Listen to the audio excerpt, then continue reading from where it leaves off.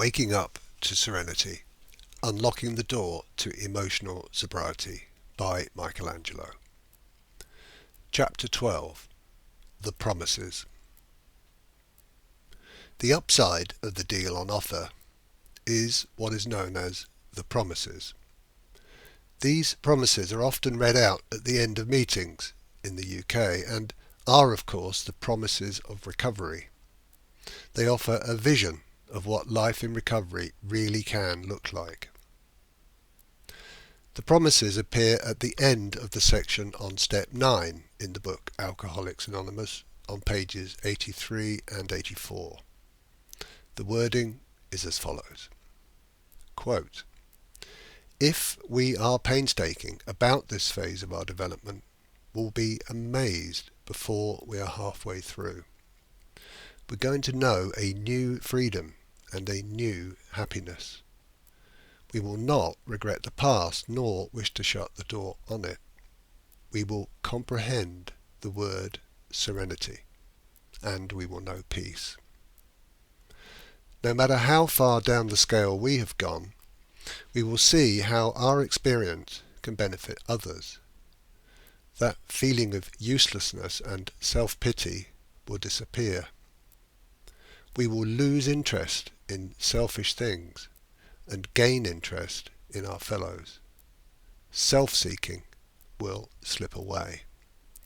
Our whole attitude and outlook upon life will change. Fear of people and of economic insecurity will leave us. We will intuitively know how to handle situations that used to baffle us. We will suddenly realize that God is doing for us what we could not do for ourselves. Are these extravagant promises? Well, we think not. They are being fulfilled among us, sometimes quickly, sometimes slowly. They will always materialize if we work for them." Close quote. The words used in this reading are very significant, and there is a great deal that we can glean from them. The promises relate to the phase of recovery that is roughly halfway through the making of our Step 9 amends. They do not arise halfway through the 12 steps, nor do they happen partway through any other time period that we might imagine. Some of them may come true earlier to some extent, but we should not let this lull us into a false sense of security. If we have the mistaken belief that the promises will come true simply by going to 12-step meetings and remaining abstinent, then we are setting ourselves up for disappointment and frustration. Likewise, if we work through the steps in a half-hearted way, then the promises will not fully result. Perhaps the most important word in the promises is if. This word is often overlooked, yet it appears right at the beginning of the passage and also in the last sentence. The promises are contingent on being painstaking and on putting in the work. The promises are not theoretical. They are promises. And the word promise means assurance or guarantee. These things are guaranteed to happen if we work through the steps diligently. Notice that the promises include things that we will lose and also experiences that we will gain. We're promised to lose regret, uselessness, self-pity, selfishness, fear of people, fear of economic insecurity, bafflement, and failure. Well, all of these things are aspects of the personal ego self. It is clear that if we let go of identification with the personal ego self, then we will lose these undesirable human characteristics. It's also the change in identity that gives rise to the gains. We're promised to gain freedom, happiness, understanding, peace, usefulness, selflessness, changed attitude, intuition, and certainty. Well, these gains are obviously desirable. They arise from the qualities of universal consciousness. And this is why the promises are guaranteed. All human beings are expressions of consciousness. There are no exclusions. Existence depends upon consciousness. Existence is consciousness. If we relinquish our personal ego selves, then pure consciousness will emerge. It really is that simple. The rate at which this transformation happens will vary. Sometimes it will be quick, other times it will be slow. The variation in speed will depend entirely on the diligence and persistence with which the steps are practiced. There are no shortcuts. If we want the promises to come true for us, then we need to put in the committed action. It's our decision. We're already supposed to have made this decision in step 3, but experience shows that step 3 nearly always needs to be reaffirmed and deepened.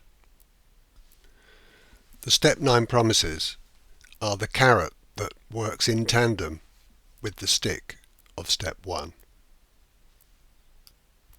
It's my experience and testament that the step 9 promises do come true. It's taken some time, but I can now confirm and relate to every statement made.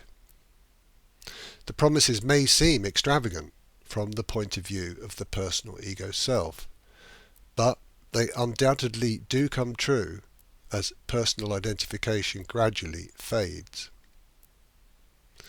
Ironically, these promises are what we have always been seeking as the personal ego self. We personally pursue these things in countless different ways without ever realizing that it's over-identification with the personal ego self that has prevented us from experiencing what we desire on any sustainable basis. This is the ultimate irony of life. We already are that which we seek, but we've been completely unaware of this truth due to the original mistake of overlooking our own true nature as consciousness. So we no longer regret the past. We remain aware of our former mistakes. We see that 12-step recovery is the gateway to transformation. We become deeply grateful for this opportunity to experience the beauty and wonder of life. And we express this gratitude through fully embracing recovery on an ongoing basis. The promises can also be used as a checklist of progress. Here we need to be completely honest with ourselves. The extent to which these promises really are present in our lives is a reliable measure of our spiritual well-being. This is the checklist. 1. Am I truly astonished by the transformation that I have experienced? 2. Have I come to know a new freedom and a new happiness? 3. Do I accept the past and use my previous experiences to help in my progress? 4. Do I genuinely believe that my rock bottom has turned out to be a blessing? 5. Do I really understand what serenity means? 6.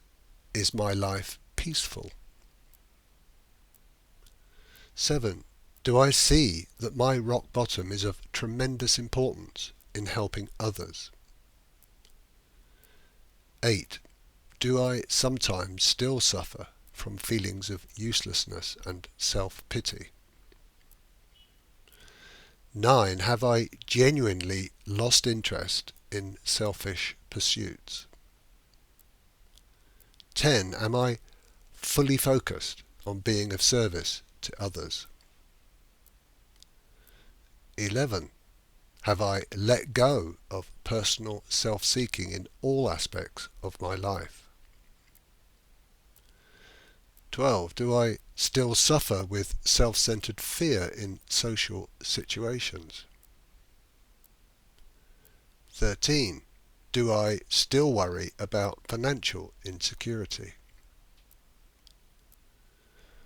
14.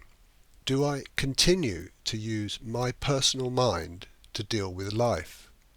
Or do I now rely entirely upon the guidance of the underlying consciousness? 15. Have I woken up to the fact that universal consciousness is expressing itself through this individual body and mind? 16. Do I fully accept that there is no me doing anything at all? 17.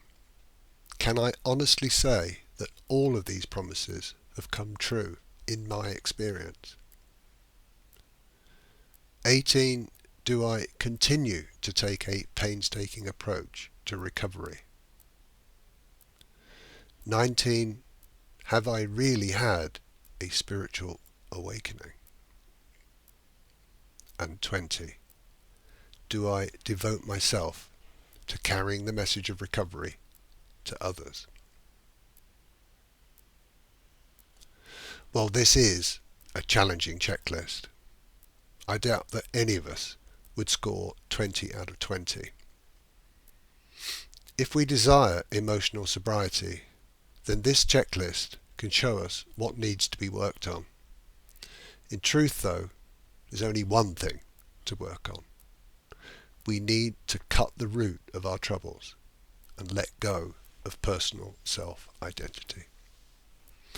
So these promises are the guaranteed benefits of a spiritual awakening. The overall picture is one of humility, which in turn leads to emotional sobriety. The promises do not come true for the person. They come true for the individual.